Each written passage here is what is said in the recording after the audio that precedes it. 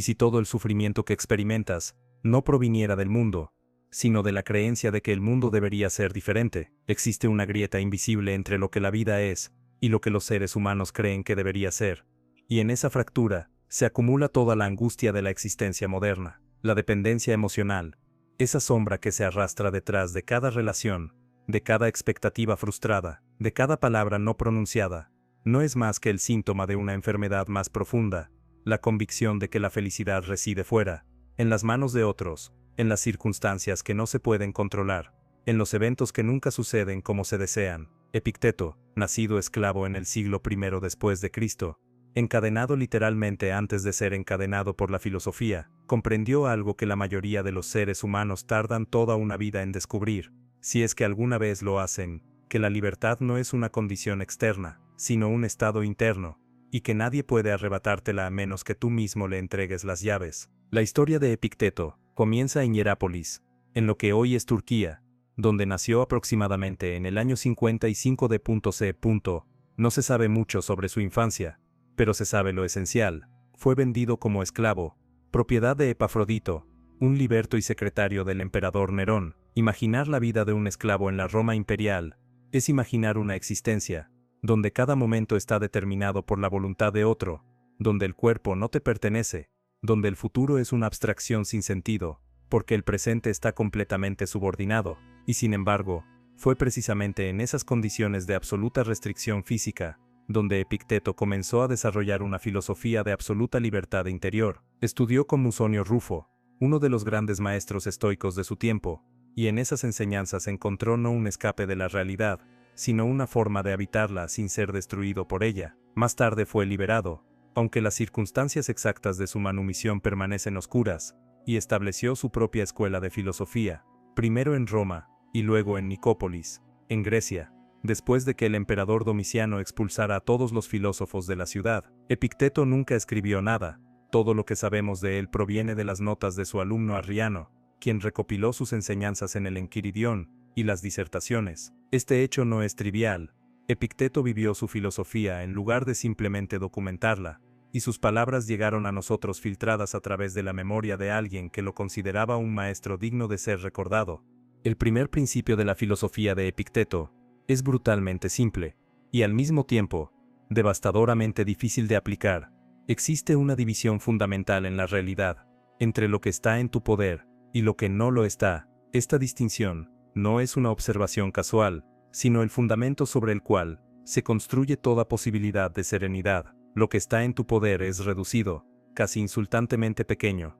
Tus propios juicios, tus deseos, tus aversiones, tus impulsos, tu capacidad de asentir o negar ante las impresiones que el mundo te presenta. Todo lo demás, el cuerpo, las posesiones, la reputación, el poder, las opiniones de otros, la salud, la muerte, el clima, las decisiones de los demás, no está en tu poder. Esto no significa que seas indiferente a estas cosas, sino que reconoces que tu felicidad no puede depender de ellas, porque hacerlo es colocar tu bienestar en manos del azar, del capricho de la fortuna, de fuerzas que nunca podrás controlar. La dependencia emocional nace precisamente de esta confusión categórica, de creer que tu paz interior depende de que tu pareja actúe de cierta manera, de que tu jefe te reconozca, de que tus hijos tomen las decisiones que consideras correctas, de que la vida se despliegue según el guión que has escrito en tu mente. Cada vez que sufres porque alguien no cumplió tus expectativas, estás intentando controlar lo incontrolable, y cada vez que lo intentas,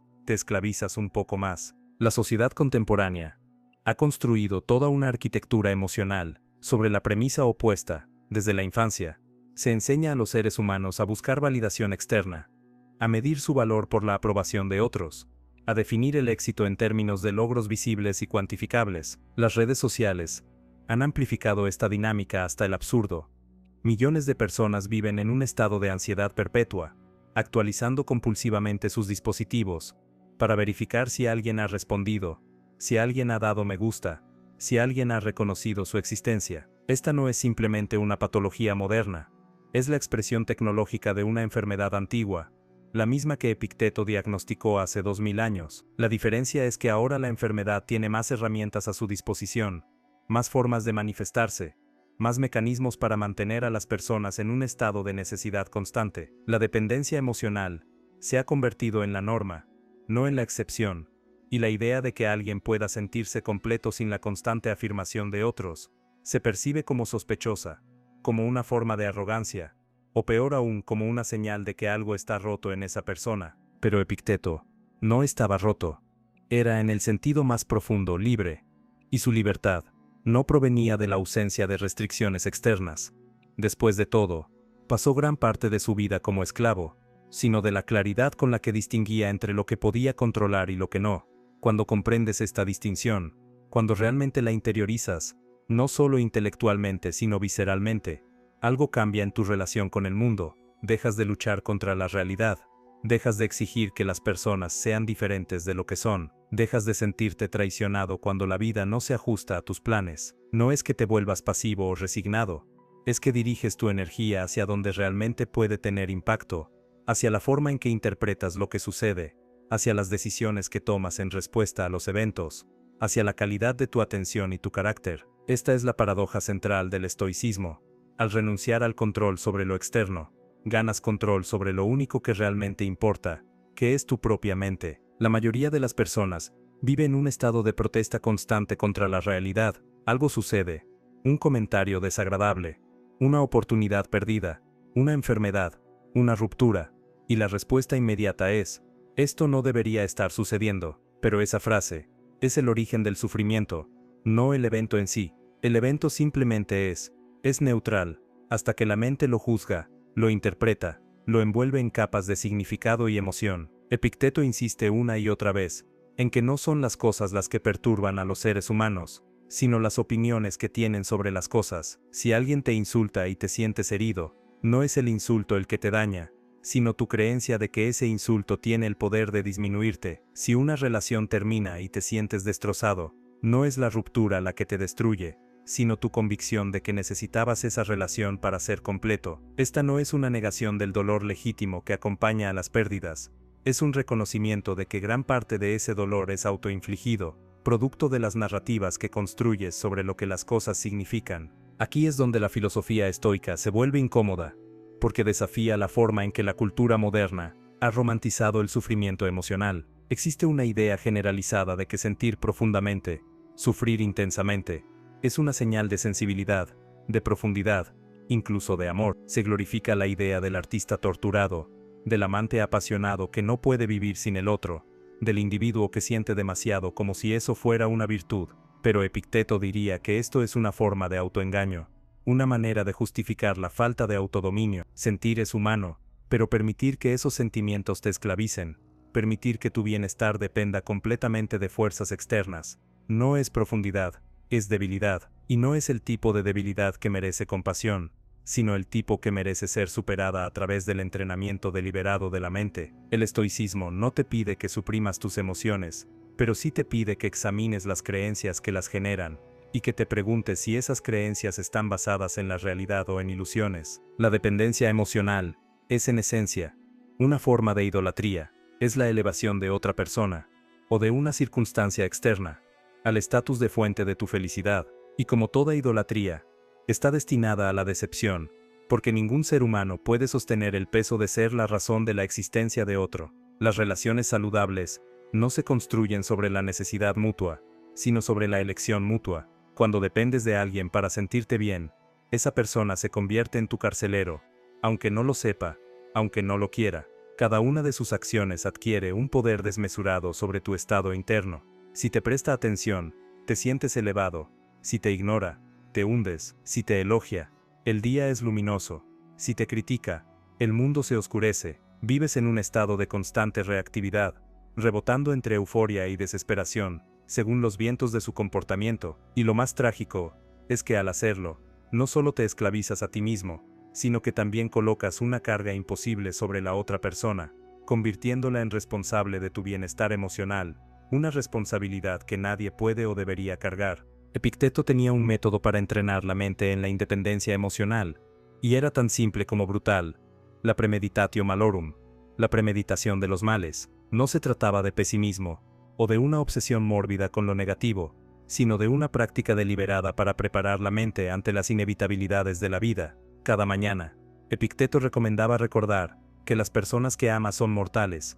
que las cosas que posee son frágiles, que la salud es temporal, que la fortuna es volátil, no para vivir en miedo, sino para vivir en claridad, cuando aceptas de antemano que todo lo externo es prestado, que todo lo que llega eventualmente se irá, dejas de vivir en la ilusión de permanencia, que es la raíz de tanto sufrimiento. La madre que abraza a su hijo, recordando que es mortal, no lo ama menos, lo ama con mayor intensidad y presencia, porque sabe que ese momento es único e irrepetible. El esposo que reconoce que su matrimonio podría terminar, no está saboteando la relación, está liberándola de la carga de sus expectativas irreales, y permitiendo que exista tal como es, en lugar de cómo debería ser según su fantasía. Esta práctica es profundamente subversiva en un mundo que vende la ilusión del control, la industria del desarrollo personal, con sus promesas de que puedes manifestar la realidad que deseas, de que puedes atraer lo que quieres con la actitud correcta. Es en muchos sentidos la antítesis del estoicismo. No es que la actitud no importe, importa enormemente, pero importa porque afecta tu experiencia interna, no porque tenga el poder de doblar el universo a tu voluntad. La vida no es un menú del cual puedes ordenar lo que quieras, si simplemente tienes suficiente fe o visualizas con suficiente intensidad. La vida es, en gran medida, una serie de eventos sobre los cuales tienes poco o ningún control, y la única pregunta real es cómo vas a responder a ellos. Epicteto sabía esto no como teoría, sino como realidad vivida. Nació en la esclavitud, vivió con una discapacidad física. Algunas fuentes sugieren que su amo le rompió la pierna, y nunca sanó correctamente, y fue exiliado por un emperador paranoico. No tenía control sobre ninguna de estas circunstancias, pero tenía control absoluto sobre su respuesta a ellas, y eligió responder con filosofía, con enseñanza, con la construcción de una vida interior que ninguna fuerza externa podía tocar. Uno de los ejercicios más poderosos que Epicteto enseñaba era el de las impresiones. Cada vez que algo sucede, tu mente recibe una impresión de ese evento, y la tendencia natural es asentir inmediatamente a esa impresión, como si fuera la verdad objetiva. Alguien te critica, y la impresión es, soy inadecuado. Tu pareja no responde tu mensaje, y la impresión es, no le importo. Tu proyecto fracasa, y la impresión es, soy un fracaso. Pero Epicteto insiste en que entre la impresión y el asentimiento hay un espacio, un momento de libertad donde puedes elegir, puedes detenerte y decir, esta es solo una impresión, no necesariamente es cierta. Déjame examinarla. ¿Es cierto que eres inadecuado porque alguien te criticó? ¿O este es simplemente que esa persona tiene una opinión que puede estar basada en su propio dolor, sus propias inseguridades, sus propias limitaciones de percepción? ¿Es cierto que no le importas a tu pareja porque no respondió inmediatamente? ¿O existen 1000 razones posibles para un retraso en la respuesta, ninguna de las cuales tiene que ver contigo? ¿Es cierto que eres un fracaso porque un proyecto no funcionó? ¿O simplemente descubriste una forma que no funciona y estás un paso más cerca de encontrar una que sí lo haga? Este ejercicio no es negación, es precisión. Es la negativa a permitir que la mente salte inmediatamente a la interpretación más dramática, más emocionalmente cargada, más autodestructiva de los eventos, y requiere práctica constante, porque la mente tiene un sesgo hacia la negatividad, hacia la catástrofe, producto de millones de años de evolución, en los cuales prestar atención a las amenazas era más importante para la supervivencia que notar las cosas neutrales o positivas. Pero lo que servía para sobrevivir en la sabana africana no necesariamente sirve para prosperar en el mundo moderno, donde la mayoría de las amenazas que enfrentas no son tigres dientes de sable, sino comentarios incómodos, correos electrónicos desagradables, miradas de desaprobación. Tu cerebro no sabe la diferencia. Reacciona con el mismo cóctel de cortisol y adrenalina ante una amenaza social que ante una amenaza física, y así pasas por la vida en un estado de alerta constante, defendiéndote de enemigos imaginarios, agotándote en batallas que nunca tuvieron que librarse. La pregunta que surge inevitablemente es, si no dependo de nadie, si no necesito validación externa, si mi felicidad no está vinculada a las circunstancias, ¿me vuelvo indiferente, frío, desconectado? Esta es una mala interpretación del estoicismo, que se ha perpetuado a lo largo de los siglos. La palabra estoico se ha convertido en sinónimo de insensible, de alguien que no siente nada, que no se inmuta ante nada. Pero esto no es lo que Epicteto enseñaba. Él no estaba proponiendo la supresión de las emociones, sino la transformación de las creencias que generan emociones destructivas. Todavía puedes amar profundamente, Pero tu amor no está contaminado por el miedo constante a la pérdida. Todavía puedes sentir tristeza ante una separación,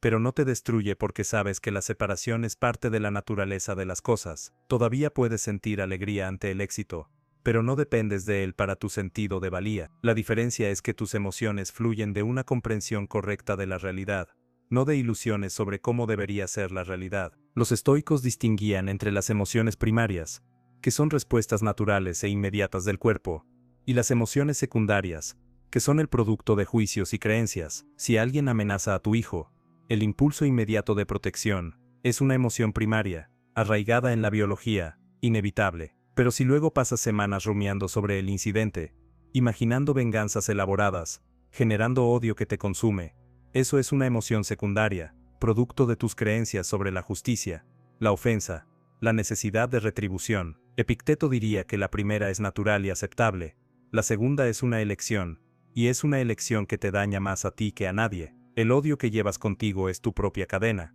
forjada por tus propias manos, y puedes soltarla en cualquier momento, simplemente reconociendo que no te sirve, que no cambia el pasado, que no protege el futuro, que solo envenena el presente. Existe una historia sobre Epicteto, que ilustra perfectamente su filosofía. Se dice que un día, mientras su amo le estaba torturando, torciéndole la pierna cada vez con más fuerza, Epicteto simplemente observó: si sigues haciendo eso, vas a romper mi pierna. El amo continuó, y la pierna se rompió. Entonces Epicteto dijo, sin emoción aparente: te dije que ibas a romperla. No hay histeria, no hay acusación, no hay intento de hacer que el amo se sienta culpable, solo la observación tranquila de un hecho. Ahora, es posible que esta historia sea apócrifa, una de esas leyendas que se acumulan alrededor de figuras filosóficas para ilustrar sus enseñanzas, pero incluso si es apócrifa, contiene una verdad esencial. Epicteto había alcanzado un punto donde su bienestar interno no estaba determinado por lo que le sucedía a su cuerpo. Su pierna podía ser rota, pero su mente permanecía intacta, serena, libre. Esta no es insensibilidad, es la distinción más clara posible entre lo que eres y lo que te sucede. En el mundo moderno, donde la identidad se ha vuelto cada vez más frágil y cada vez más dependiente de la afirmación constante, esta enseñanza es casi incomprensible. Las personas se identifican completamente con sus cuerpos, con sus roles sociales, con sus logros, con sus pertenencias, con las opiniones que otros tienen de ellas. Cuando cualquiera de estas cosas es amenazada, sienten que su ser mismo está siendo amenazado. Un comentario crítico en redes sociales se siente como un ataque existencial. Un rechazo romántico se interpreta como una declaración sobre su valor fundamental. Un fracaso profesional se convierte en evidencia de su inutilidad. Pero Epicteto preguntaría: ¿quién eres realmente? ¿Eres tu cuerpo, que es solo materia prestada, que eventualmente se desintegrará? ¿Eres tu rol profesional, que puede cambiar o terminar en cualquier momento? ¿Eres la suma de las opiniones que otros tienen de ti, opiniones que cambian según el humor y las circunstancias de esas personas? Si todo eso te fuera arrebatado, salud, trabajo, reputación, relaciones, ¿quedaría algo? ¿O descubrirías que estabas completamente vacío, porque nunca desarrollaste un centro interno independiente de todas esas cosas externas? Esta es la pregunta que la mayoría de las personas pasa toda su vida evitando, porque la respuesta podría ser aterradora. Es más fácil mantenerse distraído, ocupado, lleno de actividades y relaciones, que confirmen una identidad prestada. Es más fácil vivir en la superficie, donde todo es acción y reacción, causa y efecto, estímulo y respuesta. Pero Epicteto invita a descender, a encontrar ese lugar dentro de ti, que observa, pero no es arrastrado, que siente pero no es destruido, que participa pero no es definido por la participación. Los estoicos llamaban a esto el daimon interior, el genio personal, la parte de ti, que es esencialmente libre, y que ninguna circunstancia externa puede tocar. No es el ego, que es precisamente la parte que siempre está en riesgo, que siempre necesita defensa, que siempre está comparándose y compitiendo. Es algo más profundo, más silencioso, más constante. Es la capacidad de observación pura, de elección consciente, de respuesta deliberada en lugar de reacción automática. Desarrollar esta capacidad no es un evento, es un proceso, una práctica diaria, que nunca termina. Epicteto comparaba la filosofía, no con un conocimiento que se adquiere de una vez por todas, sino con un entrenamiento atlético, que debe mantenerse constantemente. Así como un atleta no se vuelve fuerte leyendo libros sobre ejercicio, sino levantando pesas repetidamente. Un filósofo no se vuelve sabio leyendo textos sobre virtud, sino practicando la virtud repetidamente en situaciones concretas. Cada interacción es una oportunidad, cada desafío es un gimnasio para el carácter. Cada vez que alguien te irrita y eliges no reaccionar automáticamente, estás fortaleciendo tu capacidad de autodominio. Cada vez que algo no sale como esperabas, y eliges aceptarlo sin resistencia interna, estás cultivando ecuanimidad. Cada vez que sientes el impulso de buscar validación externa, y en lugar de eso te detienes, y te preguntas por qué necesitas esa validación, estás creando espacio para la libertad interior. Pero este proceso es incómodo, y esa incomodidad es precisamente por qué tan pocas personas lo emprenden seriamente. Es mucho más fácil culpar a otros por cómo te sientes. Es más fácil vivir como una víctima de las circunstancias, porque eso te exime de responsabilidad. Si tu infelicidad es causada por tu pareja, por tu jefe, por el gobierno, por la economía, por tu infancia, entonces no tienes que hacer nada, excepto quejarte y esperar que esas cosas cambien. Pero si tu infelicidad es causada por tus propias creencias irracionales, por tu dependencia de lo externo, por tu negativa a aceptar la realidad tal como es, entonces la responsabilidad recae completamente sobre ti, y eso es aterrador, porque significa que ya no tienes excusas, significa que tu vida está en tus manos, y si no está funcionando, no puedes culpar a nadie más. Esta es la carga de la libertad, y muchos prefieren las cadenas familiares a la responsabilidad desconocida de la liberación. La sociedad no te ayuda en este proceso.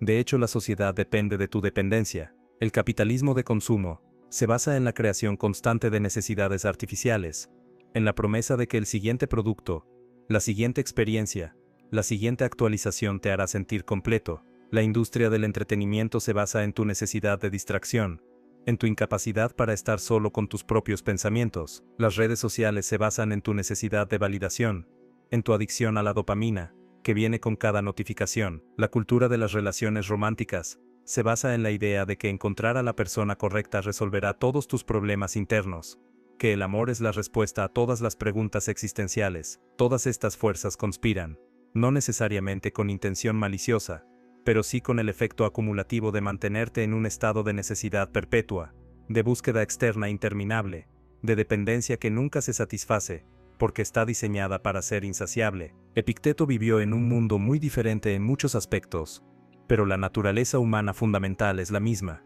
Entonces también había personas que basaban su felicidad en cosas externas, que vivían en miedo constante de perder lo que tenían, que dependían de la aprobación de otros para sentirse valiosas, y entonces, como ahora, Epicteto ofrecía una salida: la comprensión de que todo el sufrimiento innecesario proviene de la confusión entre lo que está en tu poder y lo que no, y que la única forma de sentirte bien sin depender de nadie es desarrollar una relación correcta con tus propias facultades de juicio y elección. No es que nunca experimentarás dolor.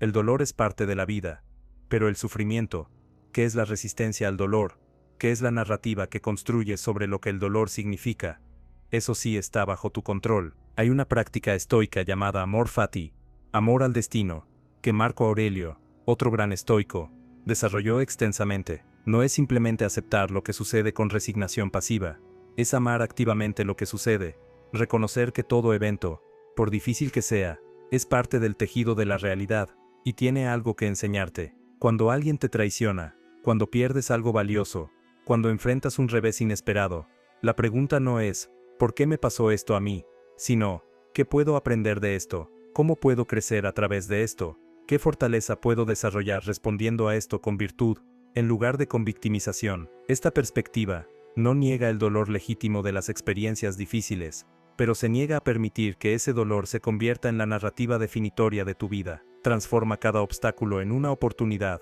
cada pérdida en una lección, cada final en un comienzo disfrazado. La independencia emocional que Epicteto propone no significa aislamiento, no significa que vivas en una cueva, sin relaciones humanas. Significa que entras en relaciones desde un lugar de plenitud en lugar de carencia, que ofreces tu presencia como un regalo en lugar de como una necesidad desesperada. Las relaciones más saludables son aquellas donde ambas personas son completas por sí mismas y eligen estar juntas porque enriquece sus vidas, no porque llena un vacío existencial. Cuando no necesitas a alguien para sentirte completo, puedes realmente ver a esa persona tal como es, en lugar de como una proyección de tus necesidades. Puedes amarla sin aferrarte, puedes estar presente sin intentar controlar, puedes dar sin llevar el registro de lo que recibes a cambio. Este tipo de amor es raro, porque requiere un nivel de desarrollo personal que la mayoría de las personas nunca alcanza. Es mucho más común el amor condicional, el amor que dice te amo mientras me hagas sentir de cierta manera,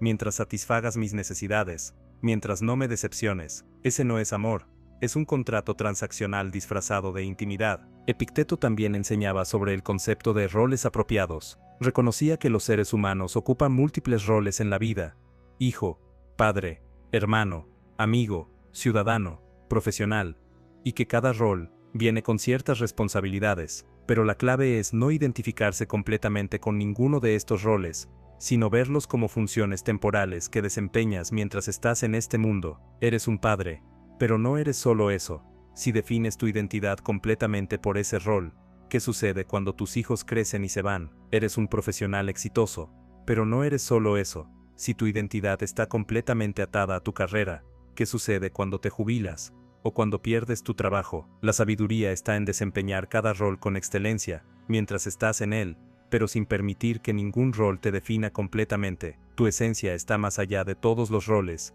en esa capacidad de elección y juicio, que permanece constante independientemente de qué máscara estés usando en cualquier momento dado. Esta filosofía tiene implicaciones radicales para cómo enfrentas la pérdida. Cuando pierdes a alguien que amas, el dolor es natural e inevitable, pero gran parte del sufrimiento que se agrega a ese dolor proviene de la creencia de que no deberías haber perdido a esa persona, de que la vida te ha tratado injustamente, de que ahora estás incompleto sin ella. Epicteto diría que esa persona nunca fue realmente tuya, fue prestada por el universo por un tiempo, y ahora el universo la ha reclamado. Esto no hace que el dolor desaparezca, pero cambia su naturaleza. En lugar de rabia y amargura, hay aceptación. En lugar de sentir que el universo es cruel, reconoces que el universo es neutral, que opera según leyes que no tienen preferencia por tu felicidad o infelicidad, y en ese reconocimiento hay una extraña forma de consuelo, porque deja de sentirse personal. No eres víctima de una conspiración cósmica, simplemente eres parte del flujo natural de las cosas, donde todo lo que comienza también termina, donde todo lo que se une eventualmente se separa. Los seres humanos modernos han perdido en gran medida el arte de la contemplación de la muerte, lo cual es irónico en una era con acceso sin precedentes a la información sobre mortalidad, pero conocer intelectualmente que eres mortal es muy diferente a integrar esa verdad en tu forma de vivir día a día. Epicteto practicaba lo que los estoicos llamaban memento mori. Recuerda que morirás, no como una invitación al nihilismo o la desesperación, sino como un recordatorio constante de que el tiempo es limitado y precioso, que las cosas que realmente importan no son las que típicamente consumen tu atención. Cuando recuerdas que morirás, que todos los que conoces morirán, que toda posesión será dejada atrás, que toda reputación eventualmente se desvanecerá, las preocupaciones triviales pierden su poder, el comentario desagradable de un colega, la crítica en redes sociales, la decepción menor de un día cualquiera, todas estas cosas se revelan como las insignificancias que son cuando se miden contra el telón de fondo de la mortalidad. Pero la sociedad te entrena para no pensar en la muerte, para empujarla a los márgenes de la conciencia, para pretender que es algo que le sucede a otras personas, pero no a ti. Esta negación tiene consecuencias devastadoras, porque te mantiene invertido en lo trivial, persiguiendo placeres efímeros, y evitando dolores menores, acumulando cosas que no puedes llevarte, construyendo una identidad que se desintegrará. Epicteto invita a lo opuesto, a contemplar la muerte con regularidad, no de forma mórbida, sino como una forma de clarificar prioridades. Si hoy fuera tu último día, ¿pasarías tu tiempo preocupándote por lo que alguien piensa de ti? ¿Seguirías en esa relación tóxica por miedo a estar solo? ¿Seguirías en ese trabajo que odias porque paga bien? ¿Seguirías evitando conversaciones difíciles que necesitan suceder? La muerte no es el enemigo, es el maestro que te recuerda qué importa realmente. Uno de los malentendidos más persistentes sobre el estoicismo es que promueve la supresión emocional y la conformidad pasiva con la injusticia, pero esto es precisamente lo opuesto a lo que Epicteto enseñaba. Él no decía que debas aceptar el abuso o la opresión, decía que debes responder a estas cosas desde un lugar de claridad y virtud, no desde la reactividad emocional que nubla el juicio. Hay una enorme diferencia entre la aceptación estoica, que es el reconocimiento tranquilo de la realidad tal como es, y el fatalismo derrotista, que es la rendición ante las circunstancias. La aceptación estoica te permite ver las cosas claramente para que puedas actuar efectivamente. Si estás en una situación que puede y debe cambiar, el estoicismo te da el coraje y la claridad para cambiarla. Si estás en una situación que no puedes cambiar, el estoicismo te da la serenidad para soportarla, sin ser destruido por ella. La sabiduría está en saber la diferencia. Epicteto mismo, aunque esclavo durante gran parte de su vida, nunca predicó la aceptación de la esclavitud como institución, simplemente reconocía que, dadas sus circunstancias, tenía dos opciones: podía vivir en amargura y resentimiento constante, lo cual solo lo dañaría a él sin cambiar su situación, o podía desarrollar su mente y su carácter, hasta el punto donde, aunque su cuerpo estuviera en cadenas, su espíritu fuera libre. Eligió la segunda opción, y esa elección eventual no solo lo liberó internamente, sino que lo convirtió en un maestro cuyas enseñanzas han influido en el pensamiento humano durante 2 milenios. Su legado es mucho más duradero que el de su amo, cuyo nombre solo se recuerda porque Epicteto fue su propiedad. Esta es la paradoja del poder. Aquellos que tienen poder externo sobre otros son eventualmente olvidados, mientras que aquellos que desarrollan poder interno dejan huellas que el tiempo no puede borrar. La práctica de la independencia emocional también requiere una honestidad brutal contigo mismo, sobre tus propias motivaciones. Es fácil engañarte, pensando que estás ayudando a alguien, cuando en realidad estás tratando de controlar cómo esa persona te percibe. Es fácil creer que estás siendo generoso, cuando en realidad estás comprando afecto.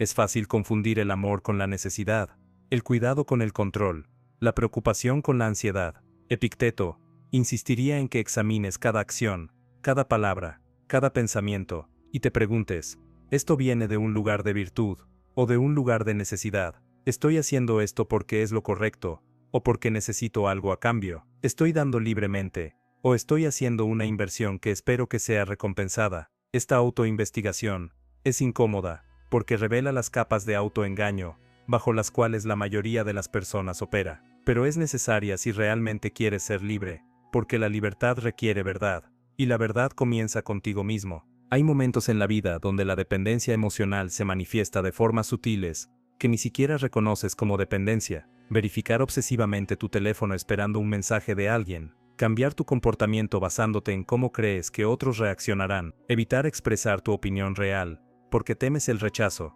permanecer en silencio, cuando deberías hablar porque no quieres causar incomodidad. Cada uno de estos pequeños actos de autocensura, de conformidad, de búsqueda de aprobación, es una forma de esclavitud autoimpuesta, y se acumulan con el tiempo hasta que un día te das cuenta de que has construido una vida entera alrededor de las expectativas de otros, que has perdido contacto con quien realmente eres bajo todas las máscaras que usas, para hacer que los demás se sientan cómodos. Epicteto preguntaría: ¿quién eres cuando nadie está mirando?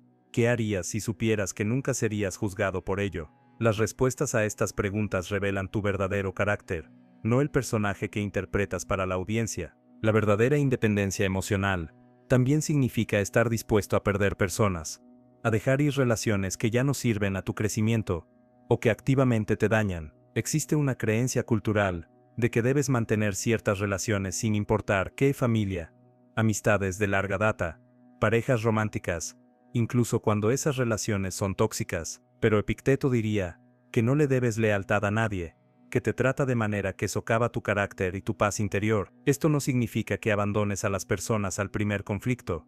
Significa que reconoces cuando una relación está basada en dinámicas destructivas que ninguna de las partes está dispuesta a cambiar. Dejar ir no siempre es falla. A veces es la forma más alta de respeto propio y paradójicamente también de respeto por la otra persona, porque le permite encontrar a alguien más compatible y te permite hacer lo mismo. Pero aquí está el desafío central. Para poder dejar ir sin amargura, sin resentimiento, sin sensación de traición, necesitas haber cultivado esa plenitud interior de la que Epicteto habla. Si tu sentido de valía está atado a ser necesitado, entonces, dejar ir se sentirá como muerte. Si tu identidad está definida por tus relaciones, entonces estar solo se sentirá como aniquilación. Pero si has desarrollado un centro interno independiente, si sabes quién eres más allá de todos tus roles y relaciones, entonces, puedes dejar ir con gracia. Puedes agradecer a la persona por lo que compartieron, reconocer que todo tiene su temporada, y seguir adelante sin la carga del rencor o la amargura. Esta es verdadera libertad.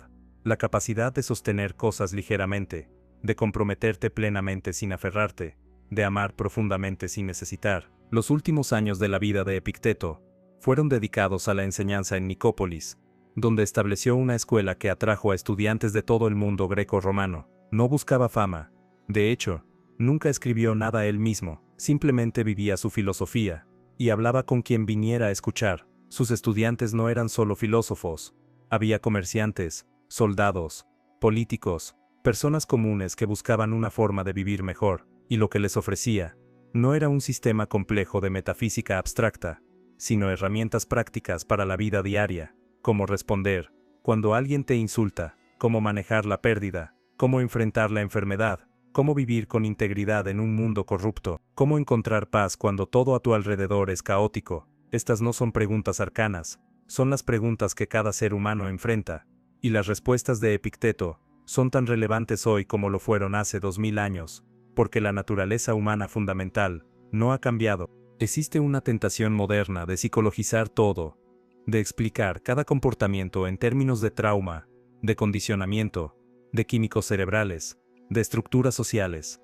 Y hay verdad en estas perspectivas. Los seres humanos son productos de su biología y su entorno, pero Epicteto insistiría en que independientemente de las causas de tu condición actual, todavía tienes la capacidad de elegir tu respuesta. Esta no es negación del impacto del trauma o de las condiciones difíciles, es el reconocimiento de que incluso dentro de las circunstancias más limitantes, queda un espacio de libertad. Viktor Frankl, quien sobrevivió los campos de concentración nazis, llegó a la misma conclusión que Epicteto, que la última de las libertades humanas es la capacidad de elegir la actitud con la que enfrentas cualquier conjunto de circunstancias. Pueden quitarte todo, tu libertad física, tus posesiones, tus seres queridos, pero no pueden quitarte tu capacidad de elegir cómo responder internamente a menos que tú se lo permitas. Esta es la enseñanza central de Epicteto, el núcleo al cual todo lo demás regresa. Tú tienes una fortaleza interior, que ninguna fuerza externa puede violar, a menos que le abras las puertas. Cada vez que permites que el comportamiento de alguien determine tu estado emocional, le estás entregando las llaves de esa fortaleza. Cada vez que basas tu felicidad en circunstancias que no controlas, estás construyendo tu casa sobre arena. Cada vez que necesitas validación externa para sentirte valioso, estás poniendo tu destino en manos de otros. Y cada vez que haces estas cosas, te vuelves un poco menos libre, un poco más esclavo de fuerzas que están fuera de tu poder. Pero también funciona en sentido contrario. Cada vez que reconoces que una perturbación emocional es el producto de tu juicio, no de las circunstancias externas, recuperas un poco de poder. Cada vez que eliges responder con virtud en lugar de reactividad, fortaleces tu carácter. Cada vez que encuentras satisfacción en tu propia integridad en lugar de en el aplauso de otros, te liberas un poco más. La libertad interior que Epicteto propone no es fácil.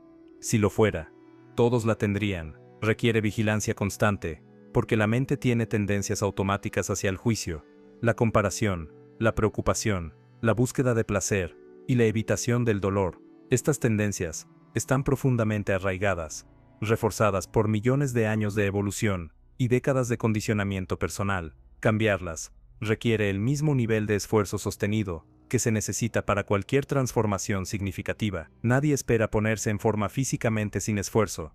¿Por qué esperarías ponerte en forma mentalmente sin esfuerzo? La diferencia es que la cultura moderna tiene gimnasios en cada esquina, pero prácticamente ningún espacio dedicado al cultivo sistemático de la virtud y la fortaleza mental. Se asume que estas cosas deberían venir naturalmente, o que si tienes problemas, es porque algo está roto en ti que necesita ser arreglado con medicación o terapia. Pero Epicteto diría que todos tienen que entrenar su mente, que nadie nace sabio, que la filosofía no es para los que tienen problemas, es para todos los que quieren vivir bien. El objetivo final no es la ausencia de emoción o de desafío, es la ecuanimidad ante ambos, es la capacidad de experimentar el rango completo de la vida humana, alegría y tristeza, éxito y fracaso, conexión y soledad, sin ser destruido por ninguno de ellos. Es moverse a través del mundo, con una cierta ligereza, sin importar cuán pesadas sean las circunstancias, porque sabes que tu centro de gravedad está dentro de ti, no en las cosas externas que constantemente cambian. Esta es la promesa de la filosofía estoica,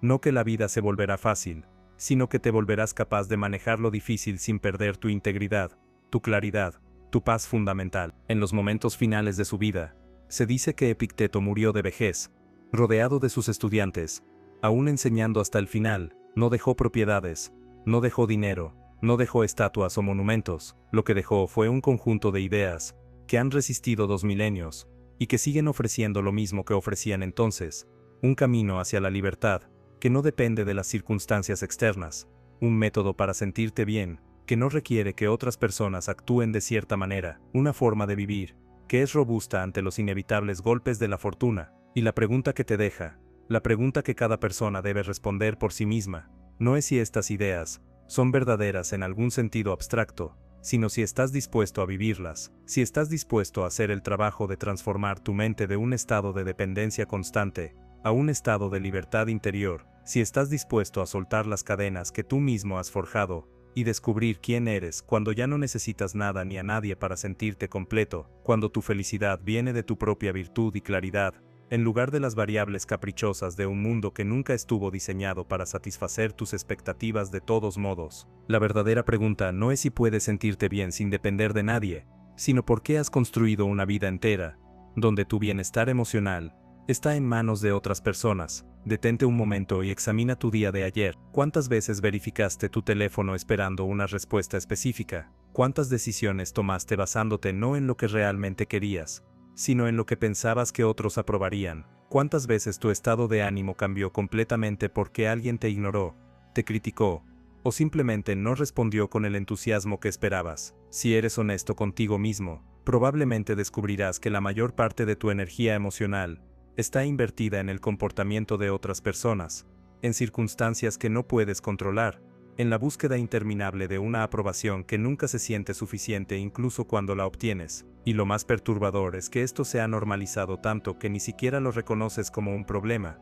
Simplemente asumes que así es como funciona la vida, que es normal sentirte ansioso cuando alguien no responde inmediatamente, que es razonable que tu día entero se arruine porque tu pareja estaba de mal humor, que es inevitable sentirte inadecuado cuando ves las vidas aparentemente perfectas de otros en las redes sociales. Pero hay algo profundamente equivocado en esta forma de existir, y en algún nivel profundo lo sabes, porque hay momentos, aunque sean raros, en los que experimentas una sensación diferente. Tal vez fue cuando estabas completamente absorto en un proyecto que te apasionaba, y olvidaste por completo verificar tu teléfono durante horas. Tal vez fue cuando estabas en la naturaleza, lejos de otras personas, y sentiste una paz que no sabías que era posible. Tal vez fue cuando tomaste una decisión difícil pero correcta, independientemente de lo que otros pensaran, y sentiste una satisfacción profunda, que ninguna cantidad de aprobación externa había logrado darte. Esos momentos te muestran que existe otra forma de vivir, una forma donde tu bienestar no está constantemente en la cuerda floja, donde no estás a merced de cada mensaje no leído, cada comentario crítico, cada expresión facial de desaprobación, pero luego regresas a tus patrones habituales, y esos momentos de claridad se desvanecen como sueños que no puedes sostener al despertar. La razón por la que vuelves a caer en la dependencia emocional, una y otra vez, es porque nunca has desarrollado deliberadamente la capacidad de sostener tu propio bienestar. Nadie te enseñó cómo hacerlo. En la escuela, aprendiste matemáticas, historia, ciencias, pero nadie te enseñó la habilidad más fundamental de todas: cómo mantener tu equilibrio interno independientemente de las turbulencias externas. Tus padres, si tuvieron suerte, te amaron y te apoyaron, pero probablemente también te enseñaron, sin darse cuenta, que tu valor dependía de tu desempeño, de tu comportamiento, de qué tan bien cumplías sus expectativas. Tus primeras relaciones románticas reforzaron la idea de que estar en pareja es lo que te hace completo, que encontrar a la persona correcta resolvería todas tus inseguridades internas. La cultura popular bombardea constantemente con el mensaje de que necesitas ciertas cosas para ser feliz: el cuerpo correcto, el trabajo correcto, la casa correcta, la pareja correcta, la cantidad correcta de seguidores, la validación correcta. Y bajo todo esto, hay una creencia fundamental, que rara vez se examina, que eres fundamentalmente insuficiente tal como eres, que necesitas algo o alguien externo para completarte, que tu valor debe ser confirmado por fuerzas fuera de ti. Esta creencia es una mentira, pero es una mentira tan omnipresente, tan reforzada desde tantas direcciones, que se siente como la verdad. Y el primer paso para liberarte de la dependencia emocional es reconocer esta creencia por lo que es: un condicionamiento, no un hecho. Tú no eres insuficiente, no necesitas que nadie te complete, no necesitas validación externa para ser valioso. Estas afirmaciones probablemente suenan bonitas, pero vacías, como los mantras superficiales que ves en las redes sociales, y la razón por la que suenan así es porque no las has verificado por ti mismo, no las has puesto a prueba, no has hecho el experimento de vivir como si fueran ciertas y observar qué sucede, y hasta que lo hagas, seguirán siendo solo palabras, ideas abstractas que no tienen poder para transformar tu experiencia real. Así que aquí está el experimento. Durante los próximos 7 días, decide deliberadamente que no buscarás validación externa. No publiques nada en redes sociales esperando una respuesta. No pesques cumplidos. No modifiques tu comportamiento para hacerte más agradable a otros. No verifiques obsesivamente si alguien ha leído tu mensaje. Cuando sientas el impulso de buscar aprobación, simplemente nota el impulso y no actúes sobre él. Observa qué sucede. Al principio, probablemente sentirás ansiedad, tal vez incluso pánico. Esta ansiedad es reveladora, porque muestra cuán profundamente dependes de la afirmación externa para regular tu estado emocional. Estás usando a otras personas como drogas, y cuando decides dejar de usar esa droga, experimentas abstinencia, pero si puedes tolerar esa incomodidad sin ceder ante ella, algo interesante comienza a suceder. El espacio que antes estaba ocupado por la búsqueda constante de validación se vuelve disponible para otras cosas. Comienzas a notar tus propios pensamientos, tus propios deseos, tu propia experiencia de la vida, en lugar de estar constantemente consultando el tablero de puntuación externo para ver cómo estás haciendo. Este experimento no es el final del camino, es solo el comienzo, una forma de mostrar a ti mismo que es posible funcionar sin la constante necesidad de afirmación externa.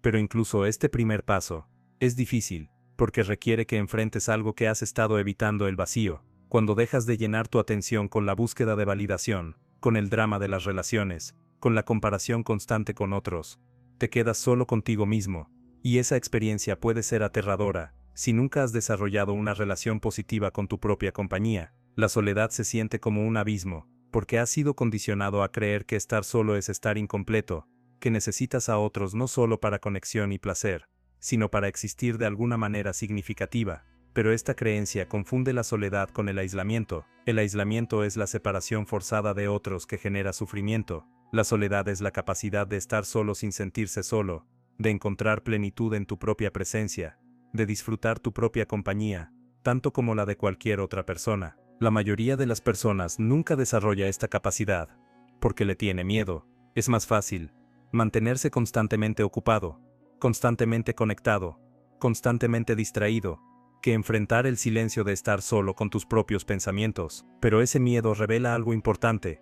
Si no puedes soportar tu propia compañía, ¿por qué esperarías que otros puedan? Si huyes constantemente de ti mismo, ¿qué te hace pensar que has construido algo que vale la pena que otros se acerquen? La paradoja es que mientras más cómodo te vuelves contigo mismo, más auténticas y satisfactorias se vuelven tus conexiones con otros, porque ya no estás usando a las personas para llenar vacíos internos, sino conectando desde un lugar de plenitud. Ya no necesitas que actúen de cierta manera para mantener tu equilibrio emocional, lo que significa que puedes verlas como realmente son en lugar de como proyecciones de tus necesidades. Pero desarrollar esta comodidad con la soledad requiere práctica deliberada, y aquí hay algunos métodos concretos que realmente funcionan si los aplicas consistentemente. Primero, crea espacios regulares en tu vida, donde estés completamente solo, sin dispositivos, sin distracciones, solo tú y tu propia mente. Comienza con 20 minutos, si una hora te parece demasiado. Siéntate en silencio, y simplemente observa tus pensamientos sin juzgarlos, sin tratar de cambiarlos, sin seguirlos a donde quieren llevarte. Al principio, tu mente probablemente estará caótica, saltando de un pensamiento a otro, generando preocupaciones, reviviendo conversaciones pasadas, planificando el futuro. Esto es normal, no estás haciendo nada mal, simplemente continúa observando. Con el tiempo, los pensamientos comienzan a sentarse, y empiezas a notar algo debajo del ruido mental, una quietud, una presencia, una sensación de ser que existe independientemente de lo que estés pensando o sintiendo en cualquier momento dado. Esta es tu verdadera naturaleza, el tú que existe más allá de todas las historias, los roles, las identidades que has construido. Segundo, examina sistemáticamente tus relaciones y pregúntate: ¿estoy en esta relación porque añade valor genuino a mi vida, O estoy en ella porque tengo miedo de estar solo. Doy a esta persona porque disfruto dando. O estoy dando con la expectativa oculta de recibir algo a cambio. Me siento libre de ser yo mismo completamente. O estoy constantemente monitoreando mi comportamiento para evitar el rechazo. Estas preguntas son incómodas, porque las respuestas honestas pueden revelar que muchas de tus relaciones están basadas en necesidad disfrazada de amor, en transacciones disfrazadas de conexión. Pero esta incomodidad es necesaria. No puedes cambiar lo que no reconoces. Y una vez que ves claramente la diferencia entre una relación basada en la interdependencia saludable y una basada en la codependencia destructiva, no puedes seguir ignorándola. La interdependencia es cuando dos personas completas eligen enriquecer las vidas del otro. La codependencia es cuando dos personas incompletas se aferran una a la otra, esperando que la combinación de sus mitades cree un todo funcional. No funciona. Nunca funciona. Solo crea resentimiento, frustración y el eventual colapso de la relación o la perpetuación de una dinámica tóxica que daña a ambas personas. Tercero, aprende a hacer cosas por ti mismo, que normalmente harías con otros, o para impresionar a otros. Ve al cine solo, cena en un restaurante solo, viaja solo. Al principio, probablemente sentirás autoconciencia, como si todos te estuvieran juzgando por estar solo. Pero esta sensación revela tu propia proyección. La mayoría de las personas están demasiado absortas en sus propias vidas para preocuparse por ti, y mientras más hagas estas cosas, más te das cuenta de que estar solo no es una condición patética o triste, es liberadora. Puedes hacer exactamente lo que quieres, cuando quieres, sin compromiso, sin negociación, sin preocuparte por si la otra persona se está divirtiendo. Esto no significa que nunca debas hacer cosas con otros. La conexión humana es valiosa y necesaria, pero significa que tu capacidad de disfrutar la vida no depende de tener compañía constante. Cuarto, desarrolla habilidades e intereses que sean intrínsecamente satisfactorios, no porque te hagan lucir bien ante otros. Aprende algo por el puro placer de aprender. Crea algo sin intención de mostrarlo a nadie. Lee libros que te desafíen intelectualmente en lugar de entretenerte pasivamente. Construye competencia en áreas que te importan genuinamente, no porque te darán estatus o admiración. Esta es una forma de llenar tu vida interna con sustancia real, de modo que no necesites constantemente la estimulación y validación externa para sentir que tu vida tiene significado. Las personas que dependen emocionalmente de otros a menudo lo hacen, porque sus vidas internas están vacías, no han cultivado recursos internos, así que necesitan importar constantemente recursos de fuera. Pero cuando has construido un mundo interior rico, con conocimiento, habilidades, intereses profundos, proyectos significativos, eres menos vulnerable a las perturbaciones externas porque tienes algo sólido en lo cual pararte. Quinto, practica decir no. Esto suena simple, pero para muchas personas es revolucionario. Di no a invitaciones que realmente no quieres aceptar. Di no a demandas sobre tu tiempo que no están alineadas con tus prioridades. Di no a personas que constantemente toman sin dar nada a cambio. Di no a relaciones que te drenan más de lo que te nutren. Cada vez que dices sí cuando quieres decir no, estás traicionándote a ti mismo en favor de la aprobación de otros. Y cada traición, por pequeña que sea, erosiona tu sentido de integridad y autorrespeto. Las personas que no pueden decir no están gobernadas completamente por las expectativas y demandas de otros. No tienen una vida propia, solo una serie de respuestas a las demandas externas. Aprender a decir no es aprender a tener límites, y los límites no son egoístas, son esenciales para la salud psicológica. Sin límites, te conviertes en una extensión de otros en lugar de un individuo autónomo. Pero aquí está la parte difícil, que la mayoría de la literatura de autoayuda no menciona. Cuando comienzas a establecer límites, cuando comienzas a decir no, cuando comienzas a actuar desde tu propia integridad en lugar de desde la necesidad de agradar, algunas personas en tu vida no lo van a tomar bien. Las personas que se han beneficiado de tu falta de límites, que han dependido de tu disponibilidad constante, que han disfrutado de tu necesidad de su aprobación, porque les daba poder sobre ti, van a resistirse. Pueden acusarte de ser egoísta, distante, cambiado negativamente, pueden intentar hacerte sentir culpable, pueden amenazar con alejarse. Y este es el momento crítico, donde la mayoría de las personas retrocede, donde deciden que no vale la pena, donde vuelven a los viejos patrones, porque la incomodidad de la confrontación parece peor que el sufrimiento familiar de la dependencia. Pero si puedes sostener tus límites a través de esta incomodidad inicial, suceden dos cosas. Primero, las personas que realmente valoran la relación se ajustarán, y la relación se volverá más saludable. Segundo, las personas que solo estaban en tu vida para tomar ventaja de ti, se alejarán, y aunque esto puede doler temporalmente, a largo plazo es liberador, porque has creado espacio para relaciones más auténticas y equitativas. La verdad incómoda es que muchas de las relaciones que tienes actualmente no sobrevivirán a tu transformación en una persona emocionalmente independiente. Esto no es porque te conviertas en alguien peor, es porque te conviertes en alguien diferente, alguien que ya no encaja en el rol que otros esperaban que desempeñaras, y tienes que estar dispuesto a pagar ese precio. Tienes que estar dispuesto a perder amistades que solo funcionaban cuando eras pequeño. Tienes que estar dispuesto a terminar relaciones románticas, donde eras más una muleta emocional que una pareja. Tienes que estar dispuesto a decepcionar a familiares que prefieren la versión de ti que siempre hace lo que ellos quieren. Esta es probablemente la parte más aterradora del proceso,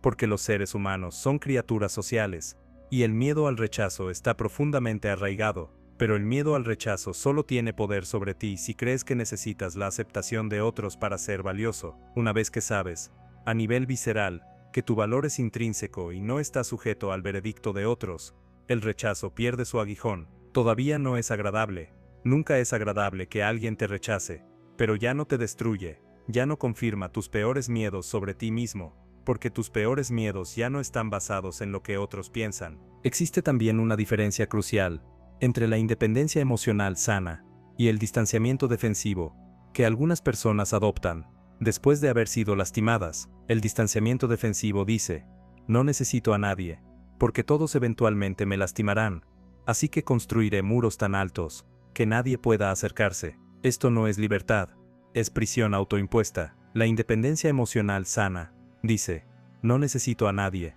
para sentirme completo, pero elijo conectar con otros, porque la conexión enriquece la vida. ¿Ves la diferencia? Una viene del miedo y el dolor, la otra viene de la fortaleza y la elección. Las personas que han sido profundamente lastimadas a menudo confunden el endurecimiento con la fortaleza, el entumecimiento con la resiliencia, se enorgullecen de no necesitar a nadie, pero lo que realmente están diciendo es que tienen tanto miedo de volver a ser vulnerables, que han decidido cerrar esa parte de sí mismos por completo. Esto no es sabiduría, es una herida que aún no ha sanado. La verdadera independencia emocional no tiene miedo de la vulnerabilidad, simplemente no colapsa cuando la vulnerabilidad no es correspondida de la manera esperada. Entonces, ¿cómo sabes si has logrado verdadera independencia emocional, o simplemente te has vuelto distante y defendido? Aquí está la prueba.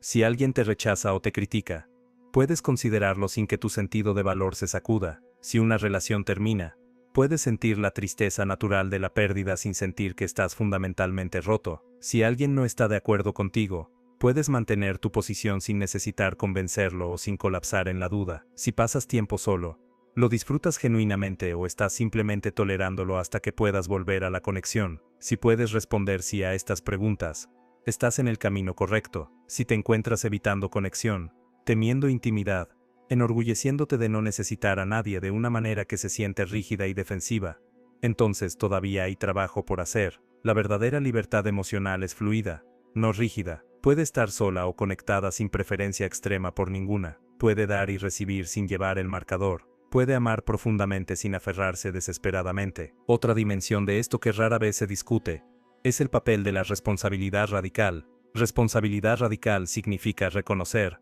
que, aunque no puedes controlar lo que otros hacen o lo que sucede a tu alrededor, eres completamente responsable de cómo interpretas y respondes a todo. Esta no es culpa.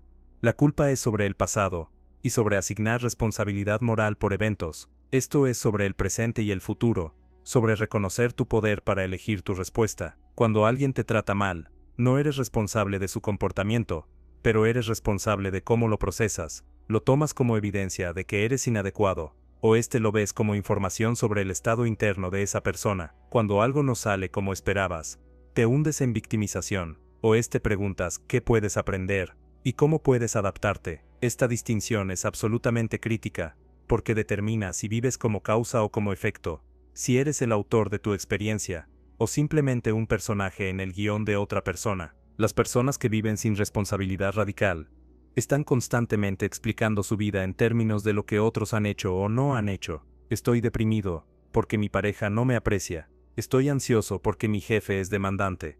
Estoy inseguro porque mis padres fueron críticos. Todas estas afirmaciones pueden tener elementos de verdad, pero son fundamentalmente desempoderadoras, porque colocan el control de tu bienestar fuera de ti, y mientras sigas explicando tu vida de esta manera, permaneces atrapado, esperando que las circunstancias externas cambien antes de que puedas sentirte mejor. Pero la responsabilidad radical voltea esto. Estoy deprimido, y aunque mi pareja no me aprecia, mi depresión es mi responsabilidad de abordar. Estoy ansioso, y aunque mi jefe es demandante, mi ansiedad es algo que puedo trabajar. Estoy inseguro, y aunque mis padres fueron críticos, mi trabajo ahora es sanar esa herida, no seguir culpándolos por cómo me siento décadas después. Este cambio de perspectiva no excusa el comportamiento dañino de otros, pero te libera de estar atado a él. Parte del problema es que la cultura contemporánea ha creado una extraña paradoja. Por un lado, se celebra la independencia y la autosuficiencia como ideales. Por otro, se fomenta constantemente la dependencia emocional, a través de prácticamente todos los canales culturales. Las películas románticas te enseñan que encontrar el amor verdadero es la respuesta a todos tus problemas. Las redes sociales te enseñan que tu valor está determinado por cuántas personas prestan atención a ti. La publicidad te enseña que necesitas productos específicos para ser feliz. La cultura del trabajo te enseña que tu identidad está definida por tu título profesional. Y bajo todo esto hay un mensaje implícito. Tú tal como eres ahora, no eres suficiente. Necesitas algo más. Esta es probablemente la mentira más destructiva que una sociedad puede contar, porque cuando las personas creen que son fundamentalmente insuficientes, se vuelven consumidores perfectos, perfectamente maleables, perfectamente controlables, buscarán incesantemente la próxima cosa que promete completarlos, y cuando esa cosa inevitablemente no lo hace, buscarán la siguiente, y la siguiente, en un ciclo sin fin de consumo y decepción. Pero tú no eres un consumidor. Eres un ser humano. Y los seres humanos no necesitan ser completados porque nunca estuvieron incompletos para empezar. Esta idea de que estás incompleto es una ficción, una muy conveniente para aquellos que se benefician de tu búsqueda interminable, pero una ficción de todas formas. Y el momento en que realmente comprendes esto, no solo intelectualmente sino en tu cuerpo, en tus huesos, todo cambia. Ya no estás en el mercado para salvadores, para soluciones mágicas, para productos o personas que prometen hacerte entero. Estás completo ahora, siempre has estado completo. Lo único que necesitabas era quitar todas las capas de condicionamiento que te hicieron creer lo contrario. Esto no significa que ya no crezcas o cambies, o mejores, significa que tu crecimiento viene desde un lugar de plenitud, no de carencia. No estás mejorándote porque eres inadecuado. Estás evolucionando porque eso es lo que hacen los seres vivos. No estás buscando conexión porque estás solo en un sentido existencial. Estás buscando conexión, porque los humanos son criaturas sociales, y la conexión es una de las alegrías de la vida, pero hay una diferencia enorme entre buscar conexión desde la plenitud y buscar conexión desde el vacío. En el primer caso, ofreces algo, en el segundo solo tomas. En el primer caso, la relación es una elección, en el segundo es una necesidad desesperada, y las personas pueden sentir la diferencia. Incluso si no pueden articularla, pueden sentir cuando alguien las quiere, versus cuando alguien las necesita, y la necesidad repele, mientras que el deseo genuino atrae. Entonces, cuando decides que es hora de dejar de depender emocionalmente de otros, no estás decidiendo aislarte, estás decidiendo llenar tu propia copa primero, para que cuando te conectes con otros, lo hagas desde el desbordamiento, no desde el déficit, y paradójicamente, esto te hace mucho más atractivo como amigo, como pareja, como colega, porque las personas disfrutan estar cerca de quienes están cómodos consigo mismos, quienes no necesitan atención constante o reaseguro, quienes pueden dar sin la expectativa oculta de recibir proporcionalmente a cambio. La independencia emocional no te convierte en menos amoroso, te convierte en más amoroso, porque tu amor ya no está contaminado por la necesidad, por el miedo, por la transacción implícita. Amas porque eliges amar, no porque necesitas algo del otro, y ese tipo de amor es raro,